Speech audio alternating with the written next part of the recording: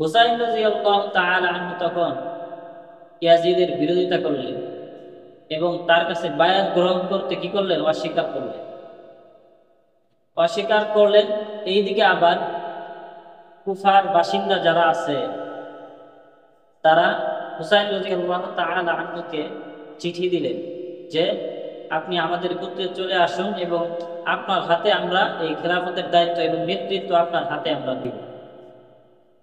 তখন হুসাইন রাদিয়াল্লাহু তাআলা আনহু কুফার উদ্দেশ্যে তার পরিবার সহ আরো অনেকজনকে সাথে নিয়ে তিনি রওনা দিলেন। রওনা দেওয়ার পর তিনি যখন কারবালার ময়দান কারবালার ময়দানে তখন তিনি উপস্থিত হলেন, তখন এই দিক দিয়ে ইয়াজিদ তার সৈন্যকে পাঠিয়েছে যে হুসাইন রাদিয়াল্লাহু তাআলা আনহু তাদেরকে ঘেরাও করো, তাদেরকে কি করো? বন্দী করো। আলহামদুলিল্লাহ আলহামদুলিল্লাহ ওয়া কাফা ওয়া সালামুন আলা ইবাদিহিল্লাযীনা আসতাফা। أما بعد فأعوذ بالله من الشيطان الرجيم. بسم الله الرحمن الرحيم. يا أيها النبي اتق الله ولا تطع الكافرين والمنافقين إن الله كان عليما حكيما. صدق الله العظيم. وقال رسول الله صلى الله عليه وسلم اتق الله حيثما كنت أو كما قال عليه الصلاة والسلام. মহান আল্লাহ রব্বুল আলামিন আমাদেরকে যে কেমন বা কেমন কি এবং কত বড় বড় নিয়ামত দান করেছেন, এটা তার কিছু নিয়ামত আমরা দেখলে বুঝতে পারি। সাধারণত আমরা আমাদের শুধু শরীরের দিকেই চিন্তা করে বুঝতে পারি আল্লাহ তাআলা আমাদেরকে কত বড় নিয়ামত দান করেছেন। প্রত্যেকটা জিনিসের মধ্যে আল্লাহ তাআলা নিয়ামত দান করেছেন। যেমন 7 দিনের মধ্যে শ্রেষ্ঠ দিন হলো শুক্রবার, এটাও আল্লাহ তাআলা একটা কি? নিয়ামত। এরকম ভাবে মুহররম মাস, এটাও কি? আল্লাহ তাআলা একটা অনেক বড় নিয়ামত। এমন একটি নিয়ামতের দিন, নিয়ামতের মাসে আশুরার দিনে আল্লাহ তাআলা আমাদেরকে এমন একটি মজলিস করার তৌফিক দান করেছেন। এই জন্য আমরা সকলে দিল থেকে মুখ করে শুকরিয়া আদায় করি আলহামদুলিল্লাহ। ইতিহাস অনেক বড়, ইতিহাস সবার পক্ষে পড়া সম্ভব হয় না।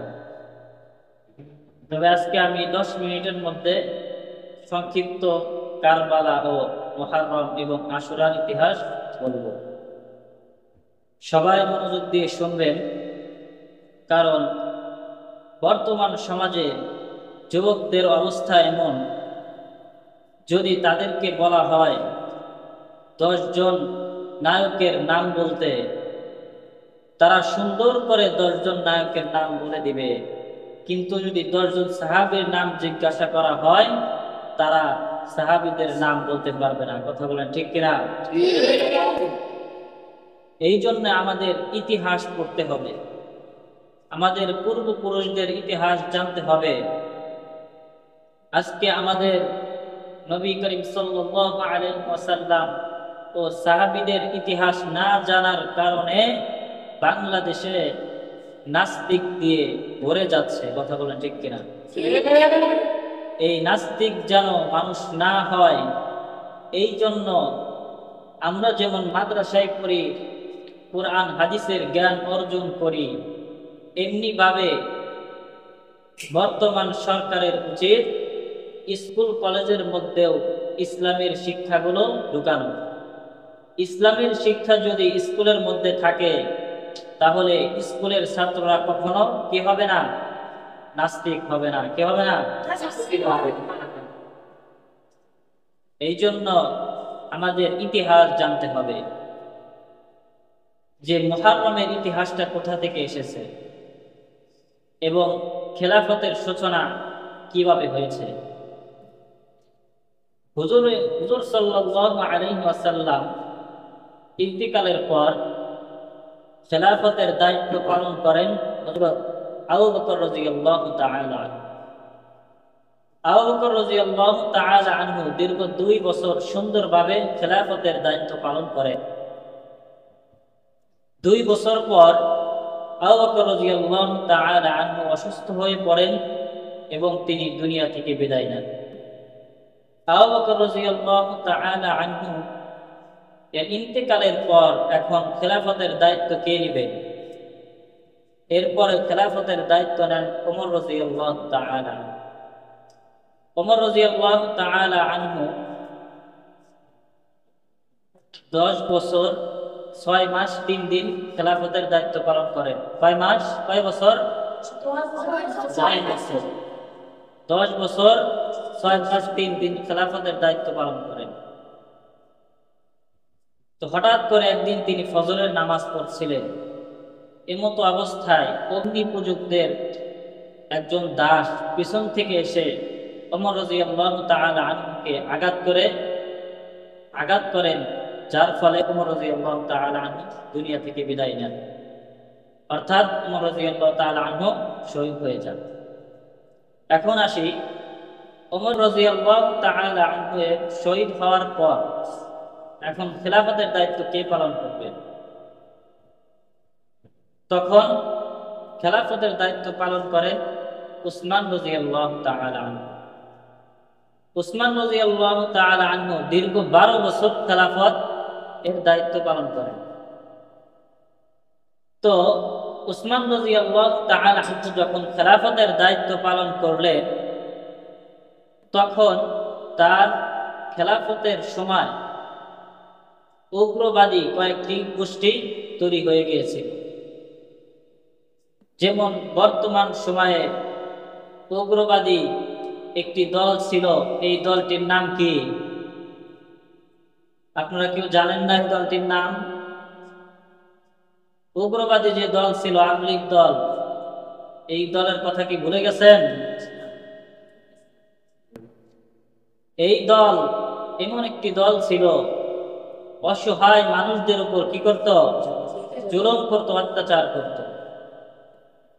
এমনি ভাবে উসমান রাদিয়াল্লাহু তাআলা আনহু যখন খেলাফতের দায়িত্ব পালন করেন, তখনও উগ্রবাদী কয়েকটি দল কি হয়েছিল?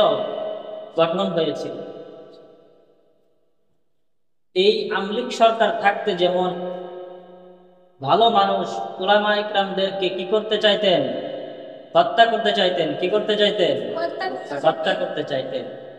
এমনি ভাবে ওই উগ্রবাদী দলগুলাও চাইলো যে আমরা উসমান রাদিয়াল্লাহু তাআলা আনহুকে কি করব? হত্যা করে ফেলব। তো একদিন উসমান রাদিয়াল্লাহু তাআলা আনহু ঘরের মধ্যে কোরআন শরীফ তেলাওয়াত করতেছিলেন। এমতো অবস্থায় ওই উগ্রবাদী যে দলগুলা আছে, ওই দলরা কি করেছে? উসমান রাদিয়াল্লাহু তাআলা আনহুর বাড়ির মধ্যে ঢুকে গেছে। ঢুকে গিয়ে উসমান রাদিয়াল্লাহু তাআলা আনহুকে তারা হত্যা করে ফেলেছে। উসমান রাদিয়াল্লাহু তাআলা আনহু কোরআন শরীফ তেলাওয়াত করতে করতে শহীদ হয়ে গেছেন। সকলে বলেন সুবহানাল্লাহ।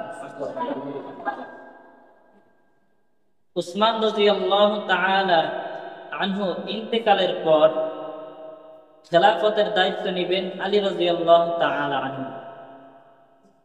কিন্তু উসমান রাদিয়াল্লাহু তাআলা আনহুর ইন্তেকালের পর এবং উসমান রাদিয়াল্লাহু তাআলা আনহুর ইন্তেকালের আগে সিরিয়া ও শাম দেশের নাম শুনেছেন? সিরিয়া তৎকালীন সময় সিরিয়া ও শাম দেশের গভর্নর ছিল হযরত মুয়াবিয়া রাদিয়াল্লাহু তাআলা। তো ওই দিক দিয়ে মুয়াবিয়া রাদিয়াল্লাহু তাআলা আনহু তিনিও খেলাফত এর দাবি করে বসলেন, তিনিও খলিফা হবেন। এইদিকে মক্কা মদিনার অনেকজনই উসমান রাদিয়াল্লাহু তাআলা আলী রাদিয়াল্লাহু তাআলা আনহু এর হাতে বায়াত গ্রহণ করেছে। তো আলী রাদিয়াল্লাহু তাআলা আনহু এবং মুয়াবিয়া রাদিয়াল্লাহু তাআলা আনহু তাদের দুই দলের মধ্যে যুদ্ধ শুরু হয়ে গেল। কি শুরু হয়ে গেল? যুদ্ধ শুরু হয়ে গেল। এই যুদ্ধে এই যুদ্ধকে বলা হয় সিফিনের যুদ্ধ। আপনারা যখন ইতিহাস পড়বেন তখন দেখবেন এই যুদ্ধকে বলা হয় সিফিনের যুদ্ধ। এই যুদ্ধে বহু সংখ্যক লোক মারা যায়। এইদিকে আলী রাদিয়াল্লাহু তাআলা আনহু এর দলে ছিলেন আবু মুসা আশআরী রাদিয়াল্লাহু তাআলা আনহু এবং মুয়াবিয়া রাদিয়াল্লাহু তাআলা আনহু এর দলে ছিলেন আমর ইবনে আস রাদিয়াল্লাহু তাআলা। এখন সকলেই মিলে পরামর্শ করলেন যে এই যুদ্ধটা আমরা বন্ধ করব, কোন একটা সমাধানের মধ্যে আনবো, সমাধান করে দিব এই যুদ্ধটা যাতে থেমে যায়। এই যুদ্ধটা থামানোর জন্য আলী রাদিয়াল্লাহু তাআলা আনহু এবং মুয়াবিয়া রাদিয়াল্লাহু তাআলা আনহু তাদের দুইজনের দলের মধ্য থেকে আরেকটি দল বের হলো। কিন্তু একটি দল বের হলো, যে দলটিকে গঠন করা হলো এই যুদ্ধকে কি করার জন্য, থামানোর জন্য। তো এই দল আসার পরে তারা কি বলতে লাগলো যে আমরা কাউকেই মানি না, আমরা আলীকেও মানি না, মুয়াবিয়াকেও মানি না। এইদিকে আবার আলী রাদিয়াল্লাহু তাআলা আনহু এর দল থেকে 12,000 লোক তারা বের হয়ে গেল। তাদেরকে বর্তমান সময়ে আমরা খারিজি বলে থাকি। বাংলাদেশে একটি দল আছে যাদেরকে আমরা কি বলি, খারিজি বলি। এইদিকে আবার আলী রাদিয়াল্লাহু তাআলা আনহু এর সাথে এই যে 12,000 সৈন্য যে বের হয়ে গেছে তাদের সাথে যুদ্ধ বেঁধে গেছে। কি বেঁধে গেছে? যুদ্ধ বেঁধে গেছে। যুদ্ধ বেঁধে যাওয়ার পর আলী রাদিয়াল্লাহু তাআলা আনহু এর দলের লোকেরা ওই যে খারিজি 12,000 লোক তাদের অধিকাংশকেই তারা দমন করে ফেলেছে, মেরে ফেলেছে। কিন্তু কিছু কিছু কয়েকজন বিভিন্ন জায়গায় তারা বেঁচে গেছে। এই যে যারা বেঁচে গেছে, বেঁচে যাওয়ার কারণে তারা পরিকল্পনা করতেছে এমন একটি দিন ঠিক করতে হবে, ওই দিনে আমরা কি করব, যে 4 জন সাহাবী আছে এই 4 জন সাহাবীকে আমরা হত্যা করে ফেলব। 4 জন সাহাবীর নাম মনে আছে? হযরত আলী রাদিয়াল্লাহু তাআলা আনহু, মুয়াবিয়া রাদিয়াল্লাহু তাআলা আনহু এবং আমর ইবনে আস রাদিয়াল্লাহু তাআলা আনহু ও আবু মুসা আশআরী রাদিয়াল্লাহু তাআলা আনহু। তো ওই যে খারিজিদের যারা বেঁচে আছে তারা পরিকল্পনা করতেছে এই 4 জন সাহাবীকে আমরা একসাথে হত্যা করে ফেলব। 17 রমজান তারা ঠিক করলো, ওই দিন তারা কি করবে, তাদেরকে হত্যা করে ফেলবে। ঠিক ওই দিন আলী রাদিয়াল্লাহু তাআলা আনহু ফজরের নামাজে যাচ্ছিলেন। হঠাৎ করে পিছন থেকে একজন এসে আঘাত করেন। আঘাত করার ফলে আলী রাদিয়াল্লাহু তাআলা আনহু শহীদ হয়ে যান। তো আলী রাদিয়াল্লাহু তাআলা আনহু এদিকে শহীদ হয়ে যান। অন্যদিকে মুয়াবিয়া রাদিয়াল্লাহু তাআলা আনহুকে ছুরি দ্বারা আঘাত করা হয়। আঘাত করার ফলে তিনি মৃত্যুবরণ করেন না, তবে বেঁচে যান এবং আবু মুসা আশআরী ও আমর ইবনে আস রাদিয়াল্লাহু তাআলা আনহু তারাও বেঁচে যান। এখন ইতিহাস হলো আলী রাদিয়াল্লাহু তাআলা আনহু এর মৃত্যুর পর এখন খেলাফতের দায়িত্ব কে পালন করবে? তখন সবাই পরামর্শ করলেন যে হাসান রাদিয়াল্লাহু তাআলা আনহু, আলী রাদিয়াল্লাহু তাআলা আনহু এর বড় ছেলে হাসান রাদিয়াল্লাহু তাআলা আনহুকে খেলাফতের দায়িত্ব দেওয়া হবে। তখন আলী রাদিয়াল্লাহু তাআলা আনহু এর বড় ছেলে হাসান রাদিয়াল্লাহু তাআলা আনহুকে খেলাফতের দায়িত্ব দেওয়া হয়। খেলাফতের দায়িত্ব হাসান রাদিয়াল্লাহু তাআলা আনহু দীর্ঘ 6 মাস এই দায়িত্ব পালন করেন। কিন্তু এই দায়িত্বকালীন সময়ে মুসলমানদের মধ্যে বিভিন্ন দাঙ্গা ফাসাদ, রক্ত ফাসাদ এবং রক্তপাত বিভিন্ন সমস্যা সৃষ্টি হয়। তখন হাসান রাদিয়াল্লাহু তাআলা আনহু চিন্তা করলেন যে আমি এই দায়িত্বটা কি করব, ছেড়ে দিব। তখন হাসান রাদিয়াল্লাহু তাআলা আনহু মুয়াবিয়া রাদিয়াল্লাহু তাআলা আনহুর হাতে খেলাফতের দায়িত্ব দিয়ে তিনি মদিনায় চলে যান তার পরিবার নিয়ে। এবং মদিনায় তিনি কি করতে থাকেন, সেখানে ইবাদত বন্দেগী করতে থাকেন। কিন্তু তিনি যে এক সময় রাজনীতিতে ছিলেন, এই কারণে তার কিছু শত্রু রয়ে গেছে, যারা চাচ্ছে যে হাসান রাদিয়াল্লাহু তাআলা আনহুকে হত্যা করে ফেলবে। কারণ মুয়াবিয়া রাদিয়াল্লাহু তাআলা আনহু যদি মৃত্যুবরণ করে, তাহলে আবার হাসান রাদিয়াল্লাহু তাআলা আনহুর হাতে এই খেলাফতের দায়িত্ব আসবে। এর থেকে ভালো আমরা তাকে কি করি, হত্যা করে ফেলি। তো তারা একটি গোপন চক্র তারা চিন্তা করল, তার পরিবারের সাথে তারা যুক্ত হয়ে এবং তার পরিবারকে ধোঁকা দিয়ে একদিন খাবারের সাথে বিষ মিশিয়ে দেওয়া হলো। তখন হাসান রাদিয়াল্লাহু তাআলা আনহু ওই বিষ খাওয়ার পর তিনি অনেকদিন অসুস্থ থাকেন। অসুস্থ থাকার পর তিনি মৃত্যুবরণ করেন। এইদিকে হাসান রাদিয়াল্লাহু তাআলা আনহু তিনি মৃত্যুর আগেই খেলাফতের দায়িত্ব মুয়াবিয়া রাদিয়াল্লাহু তাআলা আনহুকে কি করছেন, দিয়ে গেছে। তো মুয়াবিয়া রাদিয়াল্লাহু তাআলা আনহু মৃত্যুর আগে আবার তার ছেলে, তার নাম হলো ইয়াজিদ। ইয়াজিদের নাম শুনছেন সবাই? ইয়াজিদ, ইয়াজিদের হাতে সে কি করছে, খেলাফতের দায়িত্ব দিছে। তো মুয়াবিয়া রাদিয়াল্লাহু তাআলা আনহু মৃত্যুবরণ করলেন কিছুদিন পর। তখন ইয়াজিদ সে কোরআন হাদিস অনুযায়ী খেলাফতের দায়িত্ব কি করতেছিল না, পালন করতেছিল না। আর ইতিহাসের তখনই প্রথম যে রাজতন্ত্র, মানে বাবার পরে ছেলে খেলাফতের দায়িত্ব পেয়েছে। এর আগে সূরার মাধ্যমে খেলাফতের দায়িত্ব দেওয়া হতো।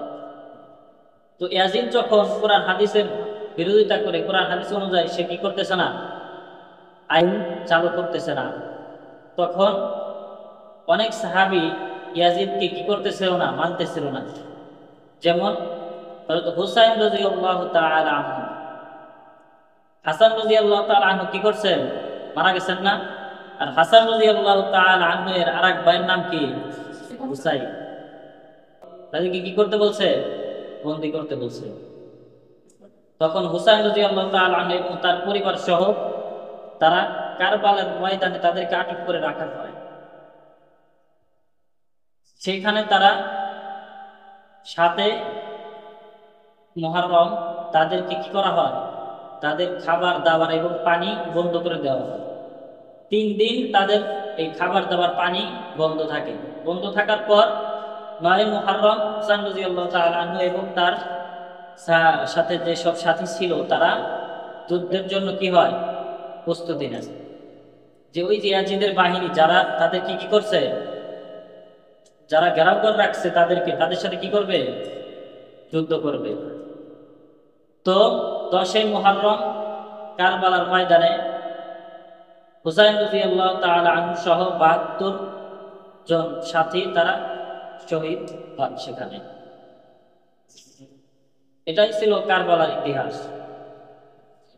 এরপরে হুসাইন রাদিয়াল্লাহু তাআলা আনহু তিনি বলে গেছিলেন, আমার নেতৃত্ব কি নাই, প্রয়োজন নাই।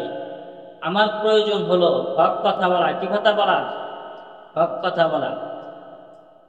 এই জন্য আমরা জীবনে যেখানেই থাকি না কেন, আল্লাহ তাআলা আমাদেরকে যেখানেই নেক না কেন, আমাদের কাজ একটাই থাকবে, সেটা হলো কি, হক কি বলা, হক কথা বলা। কি বলা, হক কথা বলা। হক কথা বলার কারণে যদি তোমার শাস্তি হয়, হক কথা বলার কারণে যদি তোমাকে জেলে যেতে হয়, হক কথা বলার কারণে যদি তোমাকে মার খেতে হয়, এরপরে হক কথা বন্ধ করা যাবে না। কথা বলা ঠিক কিনা? এই জন্য আমাদের সাহাবী পূর্বপুরুষ যারা ছিল, কেউ কখনো বাতিলের সাথে কি করে নাই, আপোষ করে নাই। আমাদেরকে কি করা যাবে না, বাতিলের সাথে আপোষ করা যাবে না। বাতিলকে কখনোই প্রশ্রয় দেওয়া যাবে না, কারণ বাতিলকে প্রশ্রয় দিলে তারা ইসলামকে দমন করার চেষ্টা করবে। যুগে যুগে কাফের মুশরিক তারা এসেছে এই ইসলামকে কি করার জন্য, দমন করার জন্য। কিন্তু ইসলাম পূর্বেও ছিল এখন আছে, ভবিষ্যতেও থাকবে ইনশাআল্লাহ। এই জন্য এই ঘটনা দ্বারা আমরা কি বুঝতে পারলাম? হুসাইন রাদিয়াল্লাহু তাআলা আনহুর ঘটনা দ্বারা বুঝতে পারলাম যে যে হক তাকে হক বলতে হবে, আর যে বাতিল তাকে কি বলতে হবে? বাতিল বলতে হবে। বাতিলের নিচে কখনো মাথা নত করা যাবে না। আল্লাহ তাআলা আমাদের সবাইকে হকের উপর থাকার তৌফিক দান করুন। আমিন। ওয়া আখিরু দাওয়ানা আলহামদুলিল্লাহি রাব্বিল আলামিন।